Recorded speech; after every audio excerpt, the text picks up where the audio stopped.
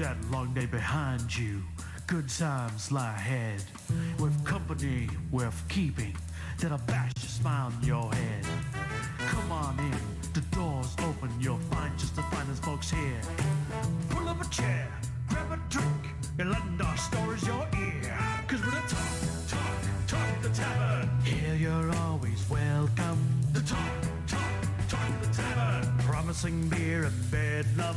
The talk the tavern. Music, medicine, then some. The talk the tavern. The song's over. Here we come.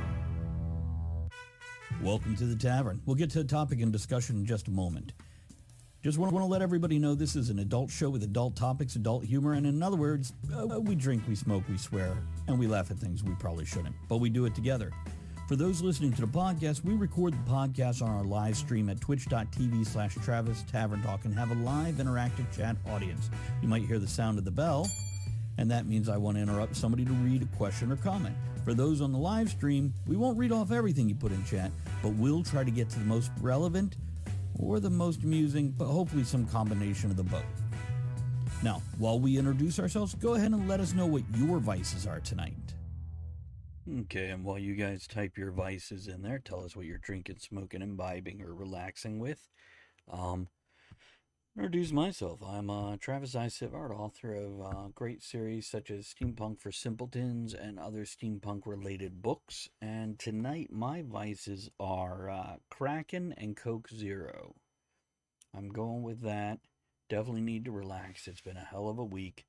And I might light a pipe, probably with some autumn evening, so Andrea can smell breakfast. Andrea, are you ready to introduce yourself? Sure. Andrea Lachat here. I have my knitting, which this is almost done. Let's see. I actually am going to drink some alcohol tonight. I have some Parrot Bay pineapple. Just a little bit. Now, are you going to mix it or just drink it straight? I'm just going to drink it because I am not getting up to get anything. Now, do you have the other one there? The other Parrot Bay? Andrea? I'm just curious, what was the other one? Was it like mango? And I'm curious how they would taste together. It was like a strawberry. The other kind we had before was like a strawberry or something. Okay. What about you, Ed? I am drinking. What am I drinking? Jameson Castmate. At least that's what's in this glass because the bar is looking a little thin. I haven't replenished in over a year, so I got corners of everything. So God knows what all I'm going to be drinking before the evening's over. And just little dribs and drabs and drams. Mm-hmm. Okay. Mm-hmm. Well, I guess we can get to the Dear Tavern segment of the show here. Yeah, we can. Let me adjust. Because we got advice. We got shit to tell y'all. We do, and we got folks who are sending in questions now, which is kind of fun. Because who doesn't want to give their opinion to something? So, hold on. The cat suddenly needs out of the executive washroom. Talks amongst yourselves. I'll be back in 8 seconds. All right. Well, I'm going to talk. So, what happened was, I'm on my way back from the grocery store, and we have to start the show, and I'm like, oh, I'm not going to have time to cook. So let me stop at McDonald's. Okay, cool. I have all the change in the bottom of my purse, and I count it, see what I have. Okay, I have enough for this. So I give them my order. They tell me it's $4.74. Cool. I have that change in my hand. Exact. Because You dropped it. You dropped it. No. Oh. I get up to the window, and I'm like, I have exact change, ma'am. Here you go. And I start to dump it in her hand.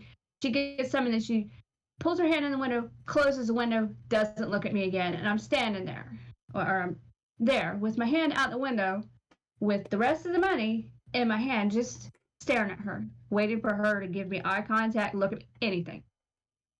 I think she's counting. She's going to turn and get the rest of the money. She puts it in the till. She closes it. She goes to hand me the receipt. I'm like, would you like the rest of this? She gets huffy. And she's like, I need a manager to open the drawer. The lady didn't give me all of her money. Okay, so I just stand there. Did you go Samuel Jackson on her ass? Nope. I just sat there and stared because no. So I could have just drove off after giving her 74 cents. I could have got all my food for 74 cents, but I did not. She just took 74. It wasn't even like half the money. It was 74 cents. No, I had the money in my hand and I gave her, I dumped some in her hand and she quickly took it, closed the window. I don't know if you heard that part. Yeah, I did. I heard it all. And I'm like, I thought she was counting. Okay. And she was going to turn back and get the rest because it was a lot of change. And I'm just wondering, how do you get 74 cents and think that's $4.74? I don't care if you're paying in pennies. It's a handful of change. Yeah. Okay, so new math. Here's the thing. This is why I told you I'm going to tell this story on air because I have a question. What the fuck, people? Does nobody know how to count and change? Do they just blindly go about their business? Because everybody's using card. So I think I stumped this woman by using cash. Yeah, Common Core math. What the fuck? No. But me being me, I couldn't just drive off and not give her all the money. Now, let me try to balance this for you. Then we'll answer your question of what the fuck, which really wide open right there. But one of the women I work with told me a similar story. She went through, I think, Taco Bell or something. And the person said, I think it was $4.74. And the woman I work with, exact change, cash. Would you like butter on that, sir? Hey, more than art. Good to see you. Give me a second. I'll read that stuff off. And she counts out $3.74 and hands it to the guy, who then closes the window. And then Anita, the woman I work with, realizes, oh wait, I shorted the guy $1. Hold on. And she waves $1 and he opens the window and she's like, I'm so sorry. I just spaced out. I handed you the wrong amount. Here's the other $1. And he's like, oh, I was just going to pay it for you. And she's like, what? And then it took a while to get her food. And this guy was all apologetic and nice. I'm so sorry you have to wait. And Anita was amazed in the other direction. She's like, what a super nice human being. Well, here's the thing. He actually counted the money. Right. He did his job and counted the money. Right. And by the way, I'm going to read some comments here. Maria says, as a former cashier, I can say that we are supposed to know how to do change and basic math, but sadly, a lot of my coworkers could not. More art than time. Hey, Ray, how are you? Good to see you. I'm sorry, I just read the screen name. Totally forgot it was you. Ray says, I came in late to this, but fast food workers are not paid enough to care about anything? ? Fast food workers are now getting $12 to $15 an hour. Yeah, more than me. Yeah. Yeah, they make more than me, and I'm like, yeah, I'm seeing all kinds of chains around here that are, because they're short on people. People aren't going for jobs right now.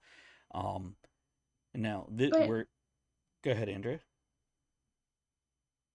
It doesn't matter. Don't get upset that I did not hand you that I was sitting. My issue was I'm sitting there and she closed the window on me. That's my issue. Anyway, I'm done. So I'll read the other comments in just a moment here, folks. But yeah, they're hiring at $12 to $15, and they are so short of employees now, they can't even open their dining rooms across the U.S. and I'm sure other places too. Because though in the U.S., the extra unemployment has gone, regular unemployment is still rolling. They haven't used their, 6 months, 18 months. I don't even know what people get, but I know they extended that longer. It takes 5 months for them to get it to you. So a couple of comments here, if I may. Zazzle, stop leaning on my goddamn keyboard, woman. Really? Hold on. She leaned on control, and it turned my words huge. Yeah, they did. Good going, Zazzle. That's the way it works. Yeah. Oh, we didn't do an opening toast. Oh, we Here's need to Zazzle making it huge. Yeah, we'll do that. Here's to making it huge, which is something I think we'd all like to do in one sense or another. Okay, thank you, Andrea, for reminding of that. Oh my God, hold on, I gotta get my screen back to a normal size here. So, it's pineapple. What's that? It's pineapple. Trin says, I know how to use change, but that lady seemed rude as fuck. Maria says, also a good point. Ray, also a good point. If you're working for a chain, why would someone making minimum wage give a fuck if a billion-dollar company is short a few bucks? Ray says, I mean, when I worked at McDonald's, I gave it my all and even gave 2 weeks' notice, but I was a naive college student. Maria says, I did the same when working for Loblaws. It's a Nova Scotia thing, folks. Not the 2 weeks, though, because everyone scrambled to pick up hours there. I knew there would be no issue finding a replacement. So here's Ray, I would say you were just raised right. That's all. I mean, that's what you do. If you take a job, you do it. You know? Well, don't employees, if they come up short all the time, don't they have to pay that? Don't they get the repercussions? I know when I worked fast food and the drawer was short, we can get in trouble. But normally it's okay if it's within 10 cents, but at one point in time, yes, but now maybe they're a little more lenient because they just need warm bodies to operate. Ed, you can speak to that in your business where just they'll show up. I guess that's good enough today. Absolutely. I mean, our policy is 3 times late, you're gone. I've got people that's been late 9 times, and I keep tolerating them because I'm already short 2 people. So what the fuck am I going to do? You know? They know it. They know it. Got you over a barrel. So that's interesting. Maria says, nope, not anymore. When it was all done cash, they would have to, but when they count the till now, they have zero clue if you're short or not. And Ray says, oh yeah, everything is cards. Everybody uses plastic or credit now. But you could still balance that checkbook. Does anybody know what a checkbook is anymore? Am I dating myself here? You could still balance that balance sheet, if you will. How about that? Here, what the fuck is people don't care, and that's not new. What happened? I think it's a customer service thing too. I was in the store with my wife just the other day, and now I've worked retail before, and I'm going through the store. We are looking for something.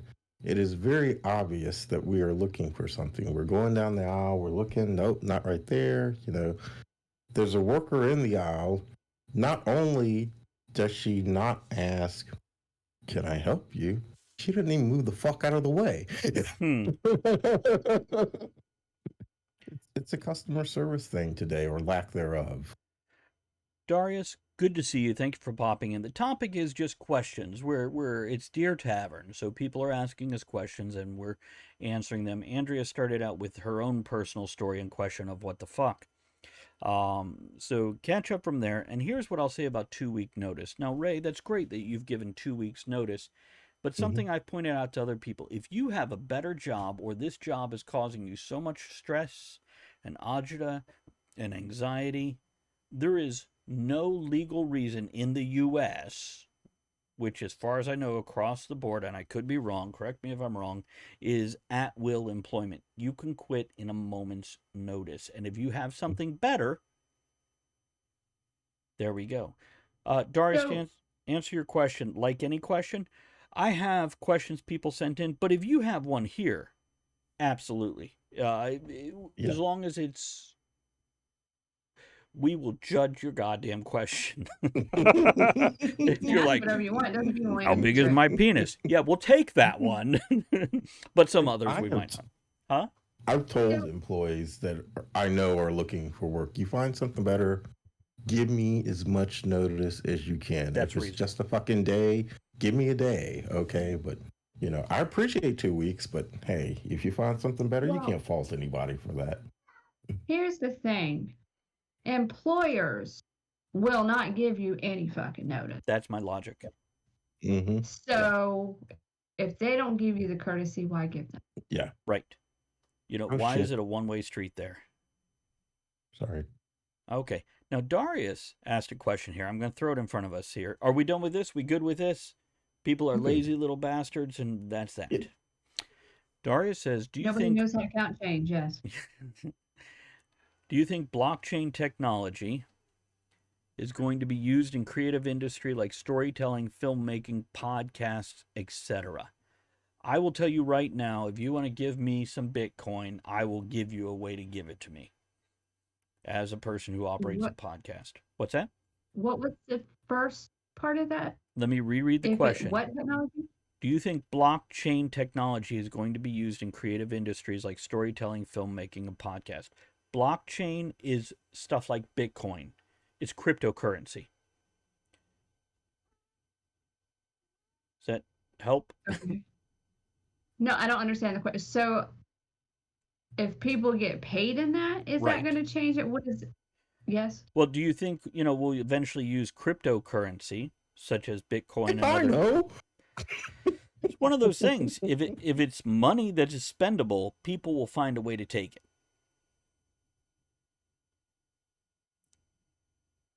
Okay. I don't understand what the question was.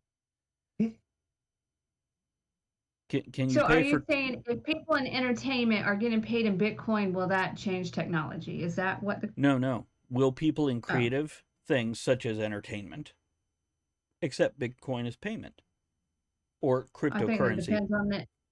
I think that depends on the individual. As an overall, who knows? But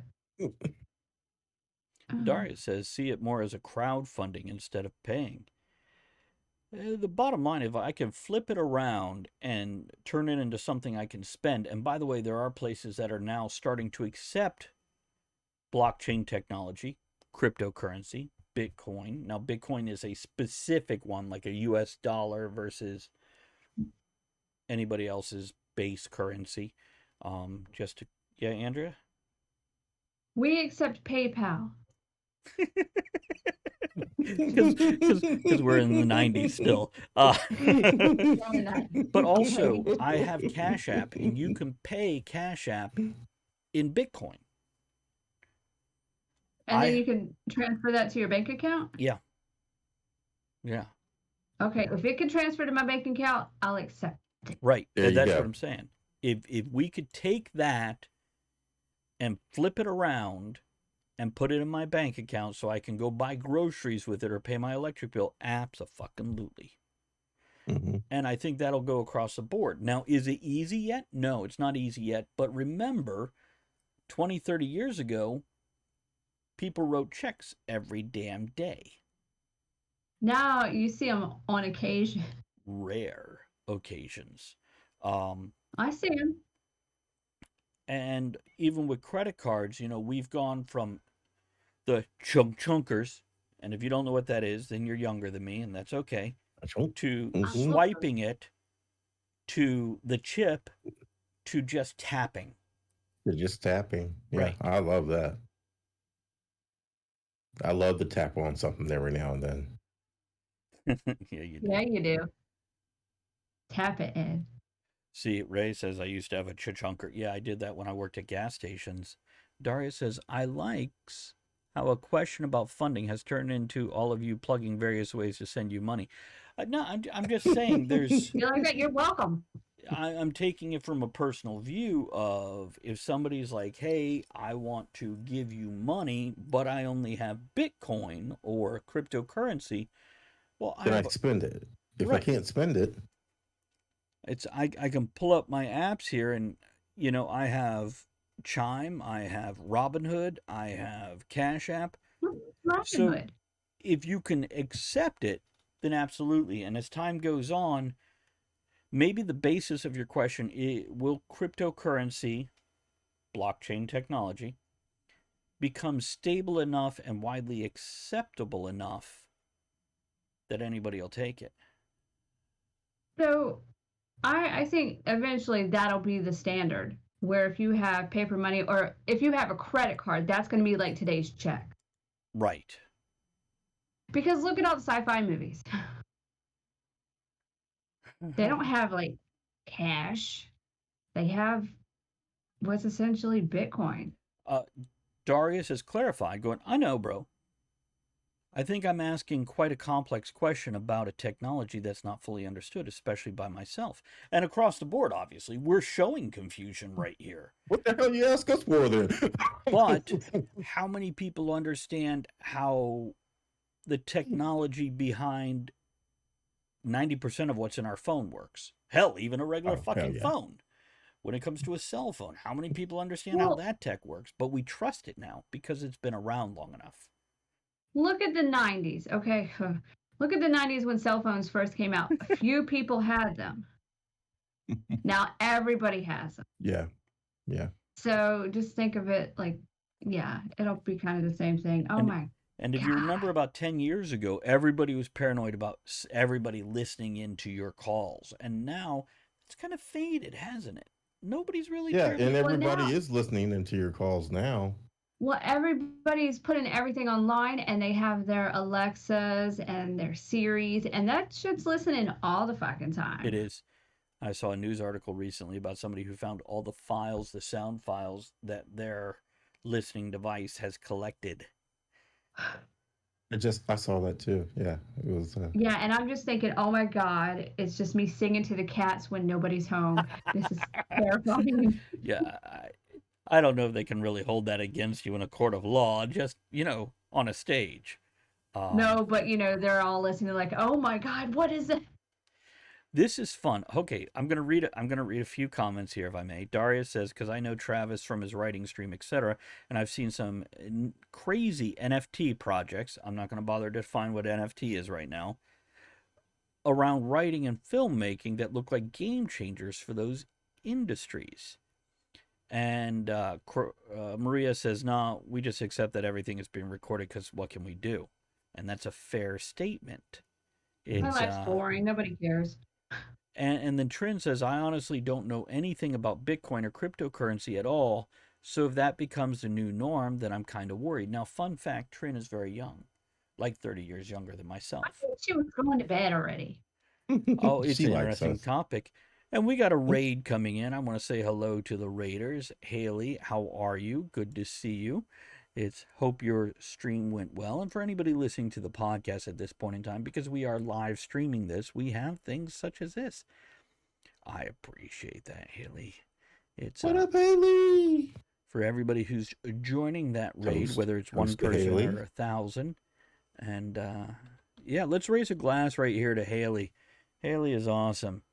There we go. Here's to you, Haley. Raise our glasses to you. So, to wrap up this question, I'll start. If I can convert whatever somebody gives me into something I can spend, I will accept it. Andrea, Ed, any further stuff? Nothing different from that. That's the bottom line for me, too. Can I spend it? If I can spend it, I'll take it. She's silent. No, I agree. Oh. There we go. Okay, let's move on to the next question. Haley, you go feel better. Hang out if you want and lurk and jump in if it gets interesting. I'm going to read the first question that was sent in to us here, and we're going to give advice, opinion, and you guys can ask other questions or even jump in on the advice part of things. Excuse me. You talking to me and Ed? Oh, no, the chat. Yeah. Okay. So, we might get to give advice. What's that? Carrying on, moving forward. Dear Tavern, there are so many things I want to do in life, but I'm afraid of so many things. Not even the things I want to do, though some of those too. How do I get over that fear? I think they're basically asking, if you're scared of something you want to do, what do you do? I know. I just watched Star Trek Generations today, so I know what to do. Remove the emotion chip. Oh, I have thought about this in sci-fi. In sci-fi, we love to go, oh, computers have taken over, or the emotionless people have taken over. And at the end of that sci-fi book or movie, they're like, emotion saves the day. And I'm like, if we can remove emotion from politics and economics, what a different world this would be. Yes. Don't expect that anytime soon. Ed, Maria says, or Ed, we could throw the red shirt out first and see if they make it or not. Wait, I'm wearing a red shirt. God damn it, Maria. I was just thrown under the shuttle bus. So, yeah. I understand this question. Okay. Do it anyway.